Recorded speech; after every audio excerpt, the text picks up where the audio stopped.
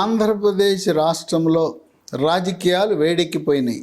ఎన్నికల కమిషన్ రెండవసారి ప్రధాన ఎన్నికల కమిషనర్ రాజీవ్ కుమార్ ఆధ్వర్యంలో సాక్షాత్తు ఎన్నికల కమిటీ సభ్యులే వచ్చారు.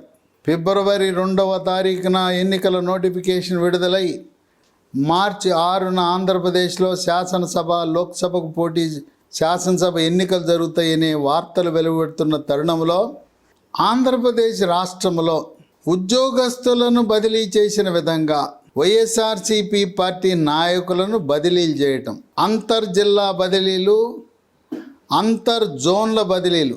ఉద్యోగస్తులకు, విద్యార్థులకు జోన్లు ఉన్నాయి.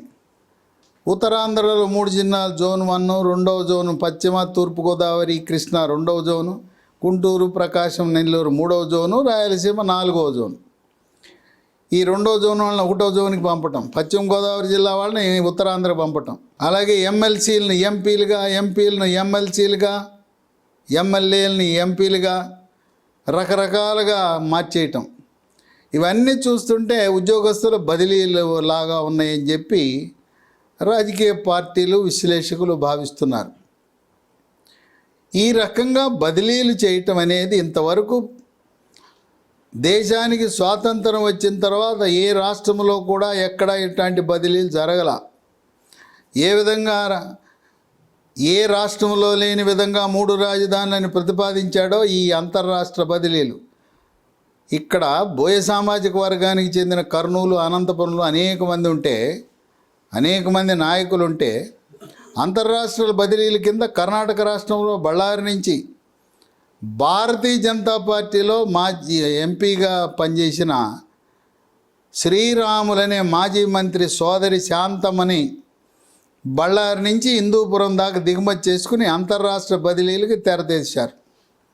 ఈ అంతర్జిల్లా బదిలీలు, అంతర్రాష్ట్ర బదిలీలు, అంతర్జోన్ల బదిలీలు, మరి ఎమ్మెల్సీలు ఎంపీలు, ఎంపీలు ఎమ్మెల్యేలు, ఎమ్మెల్యేలు ఎమ్మెల్సీలు, ఈ విధంగా కొంతమంది ఏమీ లేకుండా సినిమా చూడటం. గోరంట్ల మాధవ్ పాపం పోలీస్ అధికారి, ఆయన హిందూపురం ఎంపీగా పనిచేశాడు. ఆయన భవిష్యత్తు ఏంటో ఎవరికి తెలియదు, అగమ్య గోచరం. ఈ విధంగా ఈ బదిలీలు ఏ మేరకు ఫలితాలు ఇస్తాయి, బదిలీలు ఏ మేరకు ఫలితాలు ఇవ్వవు. ఉద్యోగస్తులే బదిలీలు చేస్తే వెళ్ళే పరిస్థితి లేదు. ఒకానొక సందర్భంలో ఉమ్మడి ఆంధ్రప్రదేశ్ రాష్ట్రంలో డాక్టర్లను బదిలీలు చేశారు, మూకుమ్మడి బదిలీలు చేశారు. రాజకీయ నాయకులందరూ వచ్చి ముఖ్యమంత్రి దగ్గర, ఆరోగ్య శాఖ మంత్రి దగ్గర కూర్చున్నారు. కుదరదన్నారు. కుదరదంటే ఎవరు బదిలీలు చేసిన ఏ ఒక్క డాక్టరు కూడా వాళ్ళను బదిలీ చేసిన హాస్పిటల్కి వెళ్లకుండా అందరూ సెలవులు పెట్టేశారు. రకరకాల సెలవులు పెట్టారు, సిక్ లీవ్ పెట్టారు, లేదా కమ్యూటెడ్ లీవ్ అన్నారు, లేదా లాంగ్ లీవ్ అన్నారు. ఇట్లా పెట్టడం వల్ల మొత్తం హాస్పిటల్లో డాక్టర్లు లేకుండా పోయారు. తప్పు చేశామని సవరించుకున్నారు. కనుక ఈ మాస్ ట్రాన్స్ఫర్స్, ఉద్యోగుల భాషలో మాస్ ట్రాన్స్ఫర్స్ అంటారు. ఇక్కడ కూడా 70 మంది దాకా బదిలీలు చేసే పరిస్థితి ఉంది. ఈ బదిలీలు ఏ మేరకు ఫలితాలు ఇస్తాయంటే బదిలీలు రాజకీయ వ్యవస్థలో ఫలితాలు ఇవ్వవు. దానికి ప్రత్యక్ష నిదర్శనం తెలంగాణ రాష్ట్రంలో కాకలు తీరిన కేసీఆర్, జగన్మోహన్ రెడ్డి గురువు లాంటి వాడు.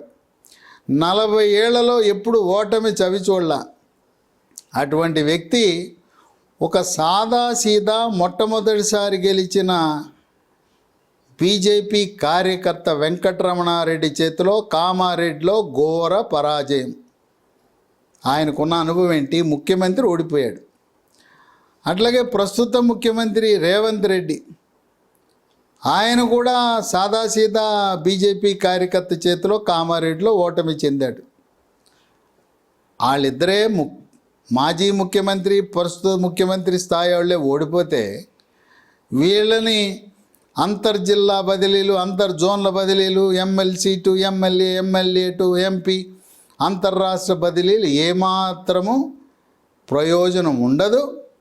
అట్లాగే బటన్ నొక్కి అది చేశాను, ఇది చేశాను, చివరికి బటన్ నొక్కి ఆంధ్రప్రదేశ్ రాష్ట్రంలో మిగిలింది ఏంటంటే ఆంధ్రప్రదేశ్ బ్రాండు గుంతల రోడ్లు, hit TV presents like, share, comment. TV వాళ్ళకు కూడా నేను ఒక సర్ప్రైజ్ ఇద్దాం అనుకుంటున్నాను. మీరు మాత్రమే జెస్సీ ఎందుకు అయ్యారు? ఇలాంటి అమ్మాయిలకి పిలవడానికి బాగుంటుంది. చందు సాయికి like you and have a జనాలకి ఒక పేరు నచ్చిందంటే దీనికి ఒక ప్రాసెస్ ఉంటుంది. ఎందుకు బాస్ డైరెక్ట్కి వెళ్ళిపోదాం. ఏదైనా ఒకటి మర్చిపోయినావా నువ్వు? ఏం మర్చిపోయావు? ఏదో ఆ టైంకి మన సుడి బాగుంటే ఎవరన్నా చూపింతే రాయగలం కానీ డోర్ టు డోర్ సేల్స్ చేసేవాళ్ళు. శారీ వస్తుంది, శారీలో వెనకాల కట్టుకుని